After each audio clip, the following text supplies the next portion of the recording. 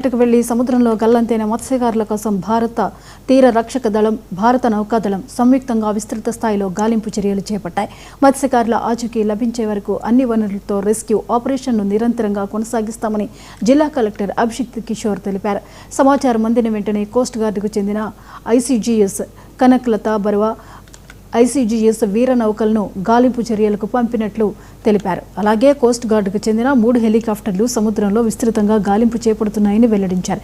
ఈ మొత్తం ఆపరేషన్ను విశాఖపట్నంలోని రీజనల్ ఆపరేషన్స్ సెంటర్ ఎప్పటికప్పుడు పర్యవేక్షిస్తోందన్నారు.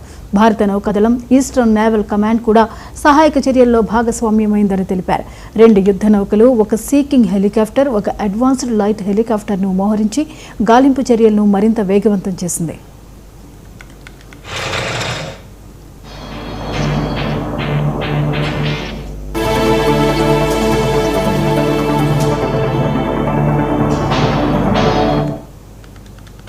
స్థానిక ఆర్డీఓతో పాటు ఇతర అధికారులతో జిల్లా కలెక్టర్ ఎప్పటికప్పుడు పరిస్థితిని సమీక్షిస్తున్నారు. తీర ప్రాంతాల్లో గస్తీని మరింత కట్టుదిట్టం చేసి మత్స్యకారుల కోసం తనిఖీలు నిర్వహించాలని సంబంధిత అధికారులను ఆదేశించినట్లు తెలిపారు. అలాగే ఇండియన్ నేవీ, కోస్ట్ గార్డ్ సిబ్బంది సహకారంతో చిన్న అనే మత్స్యకారుని సురక్షితంగా ఒడ్డుకు తీసుకొచ్చినట్లు వెల్లడించారు. ప్రస్తుతం ఆయన కిమ్స్ ఐకాన్ ఆసుపత్రిలో చికిత్స పొందుతున్నారని, ఆరోగ్య పరిస్థితి నిలకడగా ఉందని జిల్లా కలెక్టర్ తెలిపారు. గల్లంతైన మిగిలిన మత్స్యకారుల ఆచూకీ కోసం సహాయక చర్యలు యథావిధిగా కొనసాగుతున్నాయని పేర్కొన్నారు.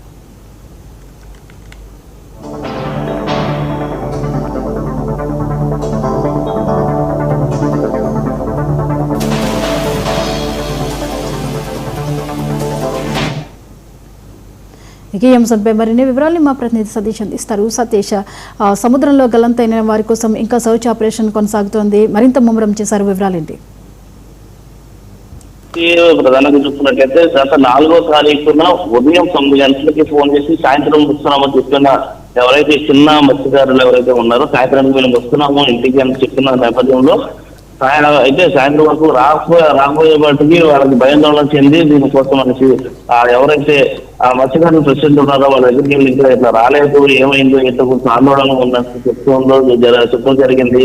అయితే ఆ రోజు ఈ చిన్న ప్రశ్న వచ్చిన తర్వాత చెప్పిన విషయం ఏంటంటే ఉదయం 9 గంటలకే మా బోటు ఇలాగా ప్రమాదం చిక్కుకున్నాము. ఉదయం 9 గంటల నుంచి సాయంత్రం 9 గంటల వరకు కూడా మేము మా ప్రాణాలు రక్షించుకున్న పరిస్థితుల్లో 9 గంటల నుంచి ఈదుకుంటానే ఉన్నామంటున్నారు. వీళ్ళందరూ కూడా మత్స్యకారులు అంటే చిన్నప్పటి నుంచి కూడా వాళ్ళు సముద్రంలో వేట గుర్తిగా చదువుకున్నవారు కాబట్టి వాళ్ళు సముద్ర వేటలకి అంటే అందరూ కూడా గజీతగాళ్ళే కావడంతో ఎంత గజీతగాళ్ళు అయినప్పటికీ ఆ ఏదైతే స్టిప్ వచ్చిందో వీళ్ళందరూ పట్టుకునే ప్రయత్నంలో ఆయన ఒక్కరే నేను ఎక్కగలిగాను తప్ప వీళ్ళందరూ కూడా కనీసం ఎక్కే ఓపిక కూడా వాళ్ళకి లేక ఈదలేని పరిస్థితిలో వాళ్ళు ఉన్నారని కన్నీరు మున్నీరు ఒక పరిస్థితి కూడా కనిపిస్తూ ఉంది.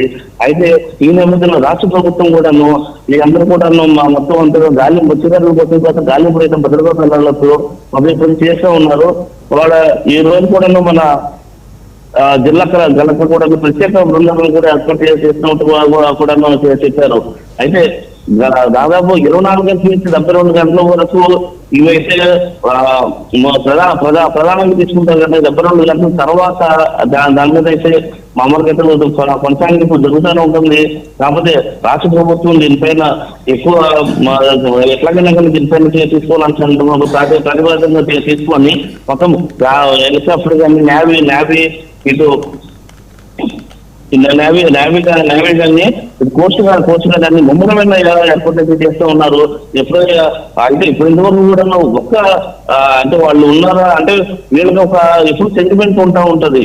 ఇక్కడ ఎవరైతే వీళ్ళకి ఒక గ్రామ దేవత అమ్మవారు ఇలా వార్తలు చెప్తుంది. ఇటువంటి ఇలాంటి సందర్భంలో జరిగినప్పుడు ఇలా జరిగిందని చెప్తూ ఉంటది. అయితే అటువంటి వాక్యం రాలేదంటే వీళ్ళందరూ కూడా సజీవంగా ఉన్నారంటూ కూడాను వారి యొక్క కుటుంబ సభ్యులు ఇప్పటికీ ఇంకా అదే ధైర్యంతో ఉన్నారు. లేదు వాళ్ళు తెలంగాణ వస్తారు, ఎట్లాగైనా వస్తారు, ఎక్కడ చిక్కుకొని ఉంటారు గాలించండి వాళ్ళైతే బతికి ఉన్నారని కూడా ఇది ఒక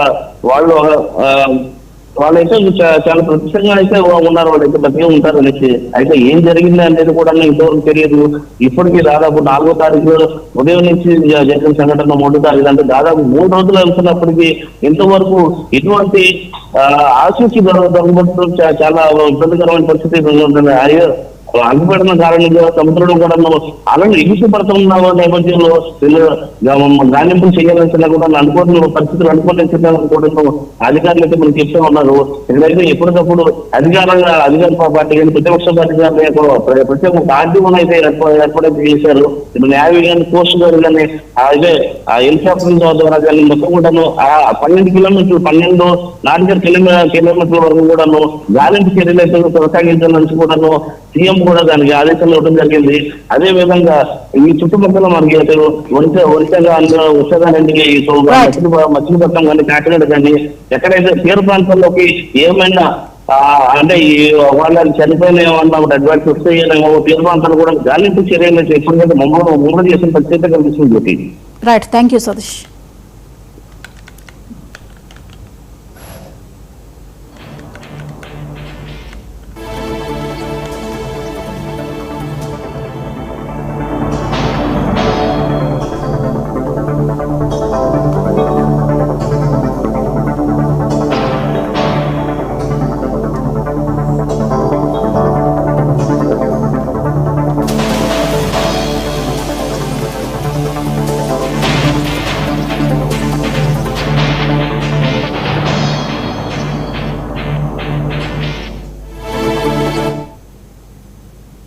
ఇండోనేషియాలో ప్రధానమంత్రి మోదీ